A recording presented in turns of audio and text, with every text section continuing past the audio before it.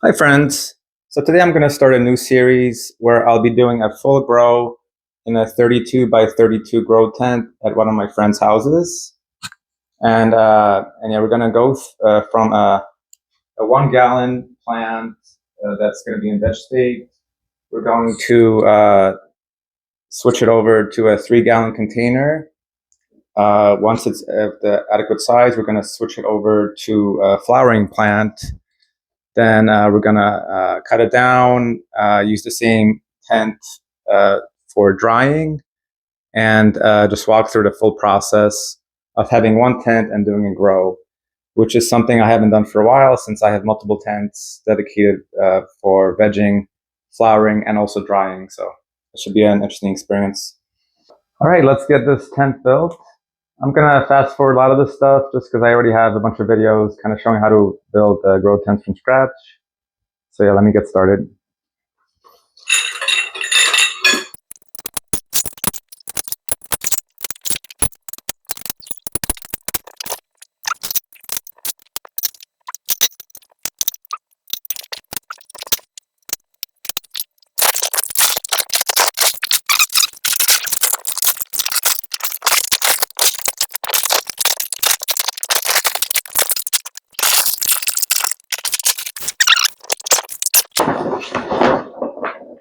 There's our lovely grow tent. All right, let's see what else we got remaining. It's the bottom portion of the tent, which keeps it extra waterproof.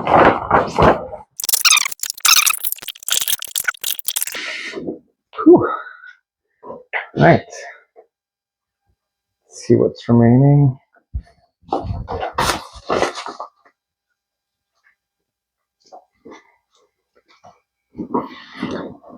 All right, that comes with this handy little pocket here that you put on the side of the tent where you can keep your scissors and things of that nature.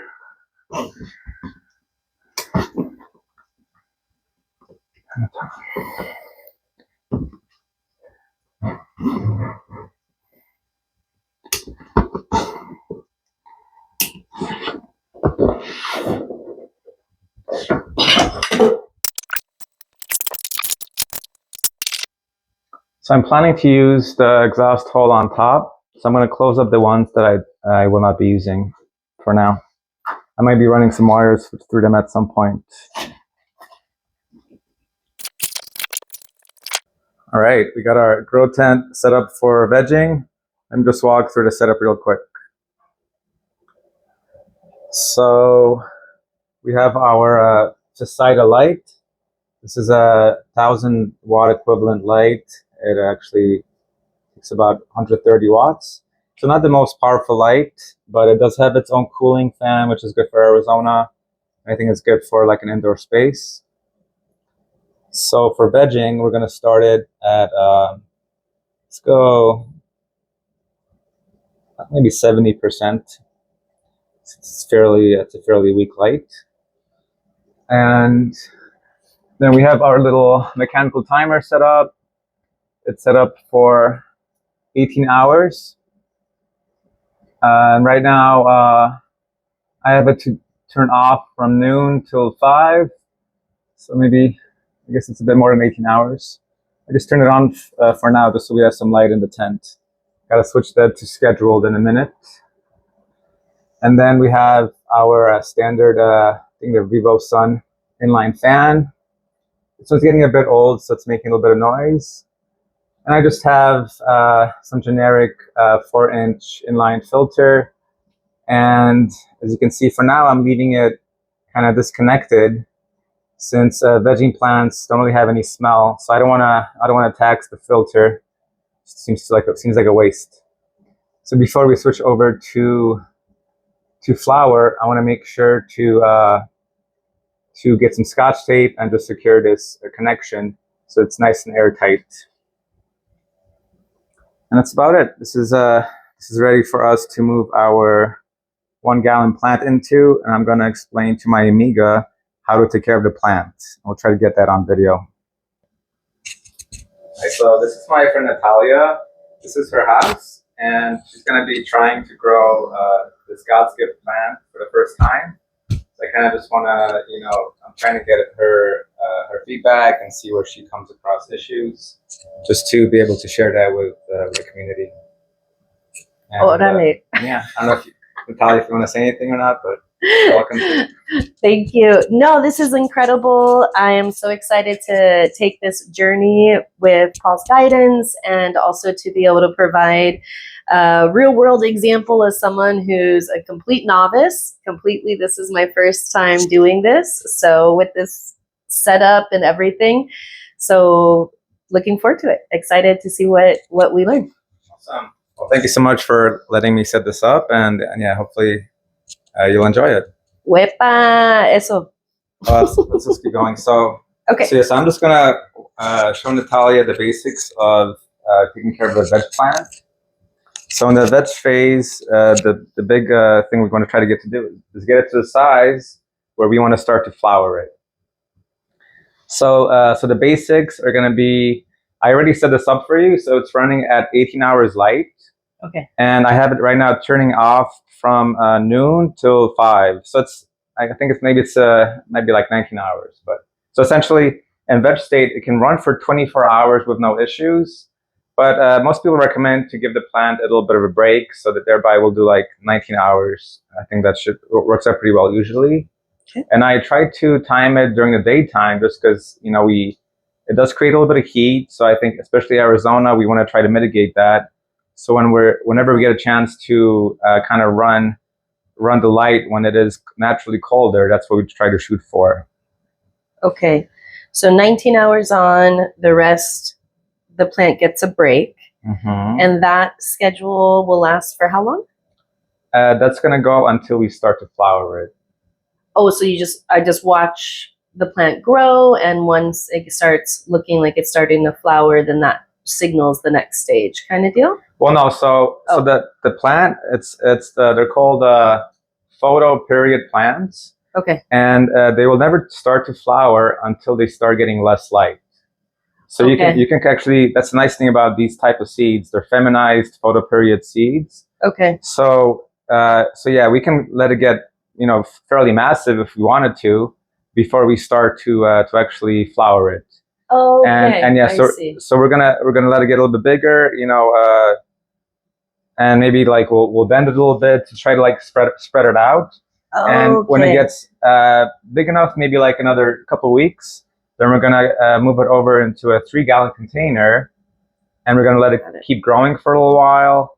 And when we kind of have the size that we want to just try to flower, the God's gift, after you start flowering, it still gets a bit bigger. Uh-huh. So we might not want to get it, as large as we actually expect it to be. So it's probably going to be like another month or so before this one is ready to actually start to flower. And okay. And yeah, then we can go through that process. Okay. But essentially, so for now it's 18 hours. And if there was light leakage, and if you want to do it for more hours to try to push it and make it grow faster, you could. But yeah, most people recommend to give it a bit of a break. Oh, yeah. And then yeah, once we're ready to flower it, we're going to switch it to 12 hours, and that's going to signal to the plant that it's ready to start the flowering process. And that's when it really becomes essential to not let extra light in. So we're going to have to be very careful. We're going to double check to make sure, every little hole that's here isn't letting light through. We'll do a couple checks, and if it is, we'll try to fix it. And aside from that, taking care of the plant at this stage is fairly easy. So we're gonna be watering with one watering cycle, and the next watering cycle we're gonna add some nitrogen fertilizer. And for this phase, we only have to use the Grow Big concentrate. And the way I recommend for people to keep track of it is I have this little clip on the top here. And when it's on the left side, that means it's time to fertilize. So every time I water, I switch the clips. And on the right side, it means you just want to have water just to drain out all the fertilizer. And you're going to be watering about every 2 days. But yeah, with the veg plant, it's very important to try to make sure that all the water dries out before you actually water it.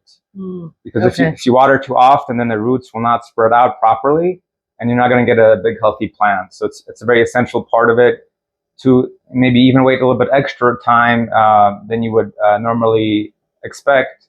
And these vegging plants handle it very well.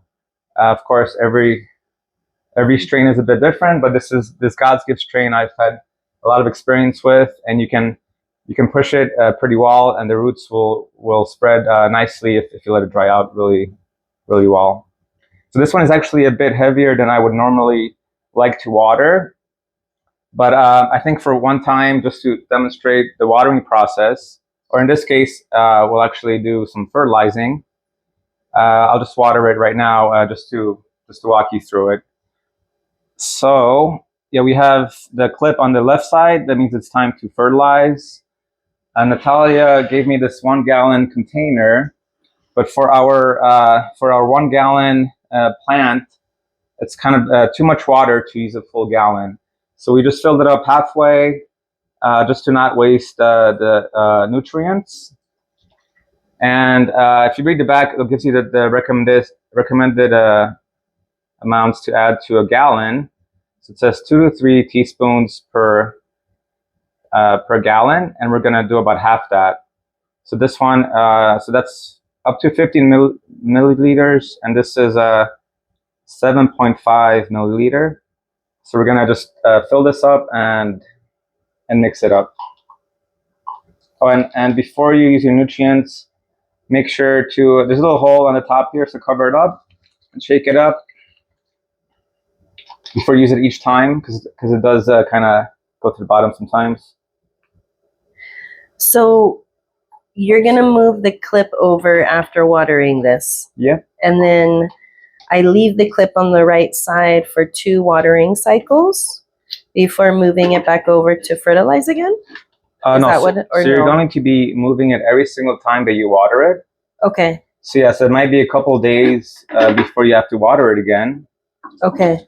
And yeah, so like as in this, I'm going to water it fully. I'm going to finish the watering process. Then I'll move the clip over. And next time, you're just going to use water without any type of fertilizer at all. Just plain water to wash it out. Okay. And then I move the clip to the left then, and then the next time it's time to water, I fertilize, and then, so it's every other pretty much watering and fertilizing. Got it. Okay. Yeah. Okay.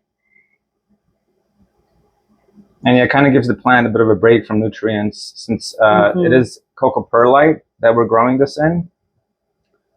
So what's cocoa perlite? So cocoa it comes from coconut. Oh, so literally it's like coconut core. Yeah, and they produce a soil from it.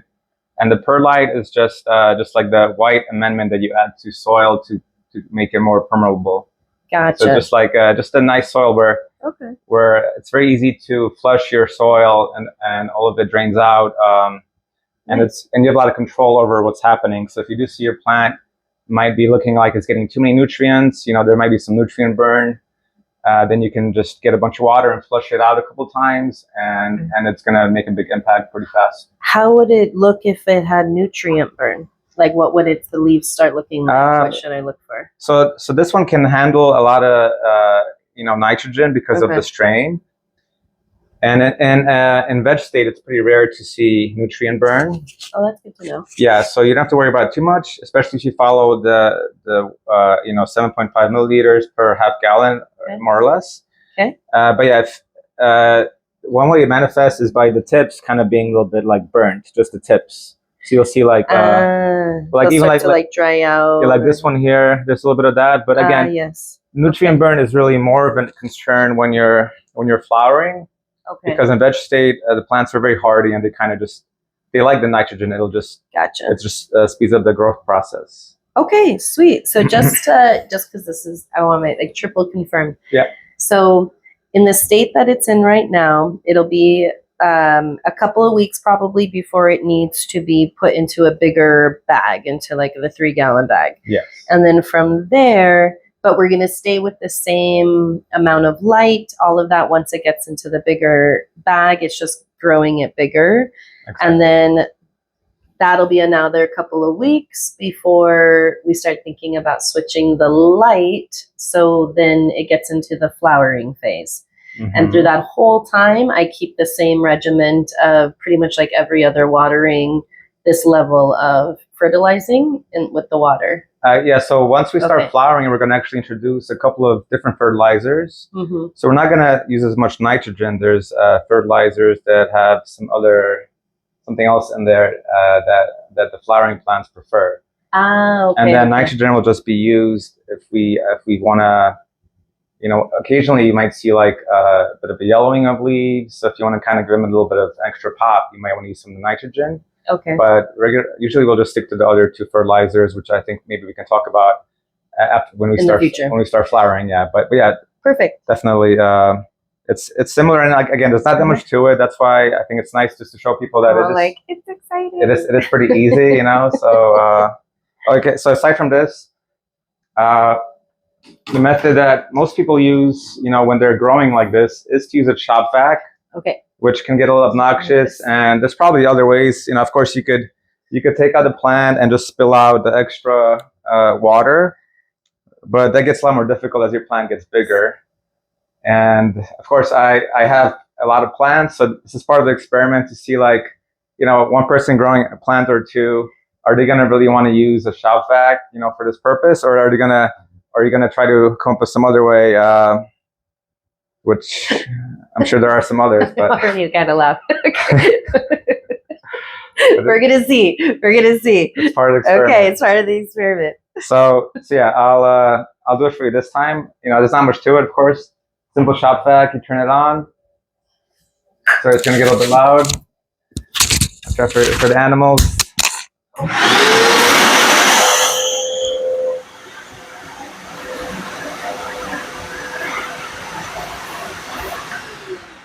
And just soak up all the extra water. Let it run for a little bit longer. That's about it. And one thing to note is that just to make sure it doesn't get too wet. But yeah, one thing to note is that when you do fertilize, and you want to leave a little bit of water on the bottom, sometimes that's actually a good thing, just so you don't waste as much of the nutrients. But when you're flushing the water, so in the next watering, you might want to get even over half a gallon, maybe like 0.75 or even a full gallon, would be fine. Flush it out and try to collect basically all the water from the bottom that you can, because it's getting rid of the extra salts and it's giving the plant a break from nutrients, essentially. Gotcha. Okay. So it's like a flush out. Do I want to do that every time? Watering? Yeah, so every other watering, when it's just water, I would add a little bit extra water. So maybe suck it all out like that. Yes, over half a gallon. And again, if this gets annoying and you find some other way, please feel free to share however you do it, We shall see, but it is convenient. And before we forget, it's very important to switch over your little clip. Right. And right side indicates next time we'll be watering. And again, when you're vegging, it's not the end of the world if you were to water twice or fertilize twice. So yeah, the vegging state is a lot more forgiving. I haven't really had much issues trying to kill a plant, but or I haven't killed a plant, I should say. And yeah, that's about it. Just remember, the most important thing is to let it dry out very thoroughly, where you pick it up and it just feels really light. Okay, perfect. Do you talk to your plants? Do you give them encouragement? I don't personally, but just saying. But my wife occasionally does. That's awesome. That's so good to know. I will totally take her lead on that. I'm curious. Play music. I do play music for them. Yeah. Okay, all right, because that's a thing, us, right? Yeah, like it's like the whole. We're gonna all right. Do you name them? Like beyond their name? I named the first couple I did name, but yeah. Okay, this is my first. We got a name. Yeah. Okay. I don't know what it'll be. We'll figure it out. Yeah, it's a God's gift strain, so God's gift. That's usually what I call them, by their strain names. But I used to number them for a while, and yeah, at first it was very emotional. I was attached, but yeah, as with anything, you do it long enough, Yes, it's like a new little baby. Yeah, it's still very special. I think they're beautiful plants. So Yeah, this I is think you'll enjoy incredible. this. This is such a fun journey to be on. It's Yeah. such a gift. Yes. I'm thank excited you. for you. Thank you. All right, yeah, thank you as well. All right, till next time. Se acabó. Till next